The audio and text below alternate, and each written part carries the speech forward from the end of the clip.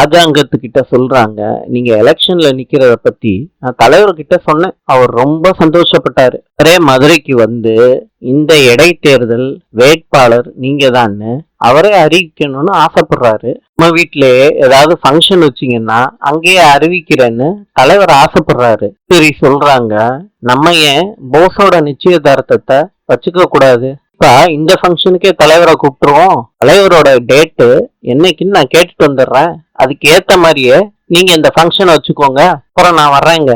நான் சொல்றாங்க, எல்லாமே தமிழ் வந்த ராசி தான். நல்லபடியா நடக்குது எல்லா விஷயமும்.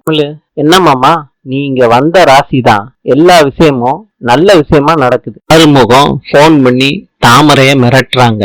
அதனால என்ன பண்றதுன்னு தெரியாம ஈஸ்வரியோட மகளோட செயினை எடுக்கிறா தாமரை. தமிழ எல்லாரும் புகழ்ந்ததுனால சேது ஜிலேபி வாங்கிட்டு வராரு. தமிழுக்கும் கொடுக்கறாரு, எல்லாருக்கும் கொடுக்கறாரு. இன்று சீனாவின் நாணயம் யுவான். நாளை சந்திப்போம்.